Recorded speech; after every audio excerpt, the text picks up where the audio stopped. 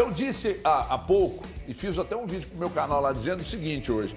Eu não consigo estar pessimista, não é porque o Atlético me passa algum tipo de movimento que me faça ser otimista. Mas eu não consigo ser mais pessimista agora diante do Red Bull Bragantino, porque eu sinceramente não acho que o Atlético pode fazer algo pior. Não estou dizendo que vai ser suficiente para ganhar o jogo. Mas pior do que fez domingo, seguramente não vai fazer hoje. É que hoje o Atlético enfrenta, para mim, um time que está jogando o melhor futebol do futebol brasileiro na atualidade. Eu acho o Red Bull Bragantino um time muito organizado, muito bem armado. E nos últimos jogos, que eu tive a oportunidade até de assistir algumas partidas do Red Bull Bragantino, eu vi que o Atlético vai ter uma dificuldade muito grande, especialmente com um cara que o Atlético conhece. O Eduardo Sacha tem ido muito bem, o time do Red Bull Bragantino tem um meio-campo muito sólido, muito forte. Eu gosto do Matheus Fernandes, volante. Então, para mim, esse jogo é bem mais complicado que o de domingo. O de domingo, ele entra naquela questão do clássico.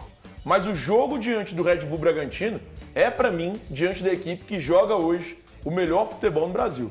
Então, eu não sei se a sua confiança ela vai te frustrar um pouco, talvez, hoje à noite. Eu acho que você não entendeu o que eu quis dizer. Ele não falou que confiante no Atlético conseguir um bom resultado. É isso, de não fazer nada pior do que fez domingo, o que não sei se será suficiente. Eu tô com medo de te ver frustrado nessa noite. Não, mas em questão de fazer uma partida ainda pior. Às vezes o adversário te impõe a fazer uma partida pior. E pra mim o Red Bull Bragantino tem isso. O Red Bull Bragantino tem mais bola que o Cruzeiro, cara. Sim. E pra mim, como eu disse, pra mim hoje joga o melhor futebol do Brasil. Não, e assim, o Red Bull Bragantino, o Fabrício pode falar a respeito disso, quando os jogadores já alcançaram o objetivo na competição.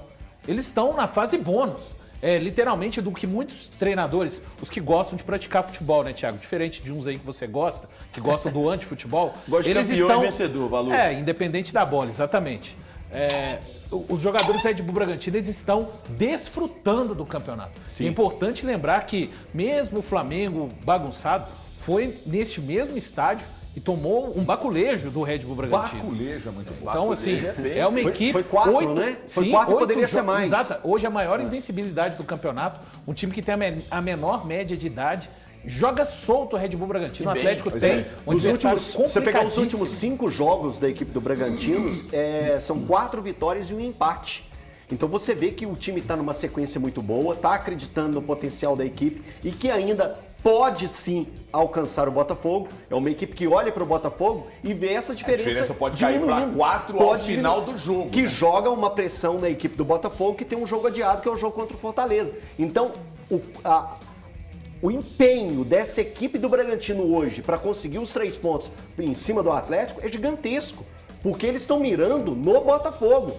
Quando a gente pegava 10 rodadas para trás, a gente já falava assim, não, o Botafogo encaminhou, agora é lutar ali para saber quem vão ser os outros 3 no G4. Não, o Bragantino ele teve uma sequência tão boa e aproveitando dos deslizes do Botafogo, que chega nessa rodada agora visando o Botafogo. E pode acontecer isso, ficar a 4 pontos, joga uma pressão gigantesca para o Botafogo, que é um jogo a menos que ele vai ter, mas é diante do Fortaleza, que é uma equipe forte, consolidada, que joga bem em diferentes situações, independente dos titulares.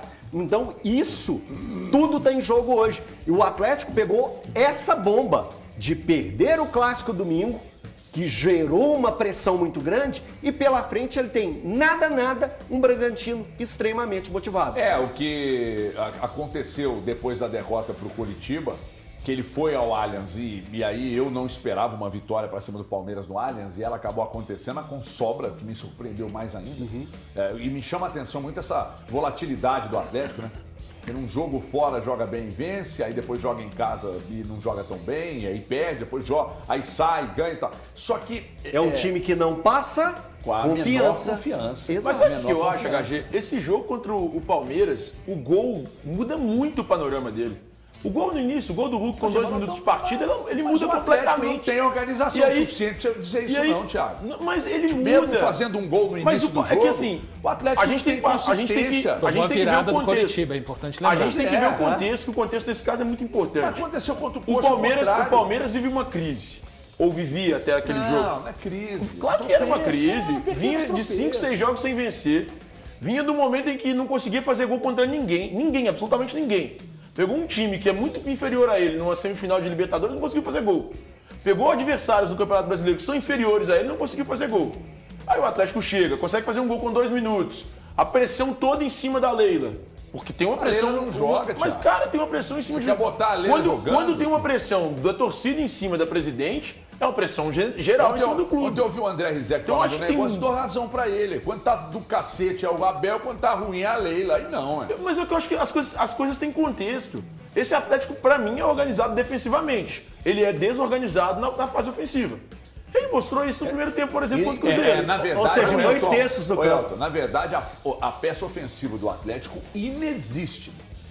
Ela existe pela qualidade do Paulinho e do Hulk. É empírico. Mas, fora isso, se você conseguir anular um ou outro, ou até os dois, você não tem absolutamente nada mais. Porque o meio-campo não existe nenhum pingo de construção que vai levar essa bola da melhor forma para esses caras. E olha que eles estão fazendo gols, né? A gente vem de uma sequência aí de Hulk e Paulinho fazendo algo pelo Atlético. Eu não tô pegando só por, não funcionou no clássico, agora eu vou martelar. Não, eu já venho falando isso aqui há várias rodadas. O Atlético ganha. O Atlético ganha, eu falo, não passa confiança. O Atlético ganha, não jogou bem. É isso. Então é isso. É isso que vem acontecendo com o Atlético. E hoje é uma bomba que ele tem na frente. Ô Fabrício, você é um cruzeirense assumido, tem uma história no Cruzeiro, tem atleticano que é pistola com você, mas, porra, você analisa futebol, você vê futebol, você jogou bola. Onde você acha que estão os problemas do Atlético? É muita preocupação com o vestiário e pouca com a organização da equipe? Se eu soubesse qual era as coisas, eu não ia falar também, que eu tô gostando dessa ideia. Mas o que ele falou, realmente, eu só sei que a tarefa do Atlético Mineiro hoje, ela é difícil, né? Pelo que o Valu falou, né? Eu converso, geralmente converso com o Lucas Evangelista, tá jogando pra caramba. E assim, como tá desfrutando do campeonato, sabe que tá no bônus, a meta deles era essa, Libertadores, mas...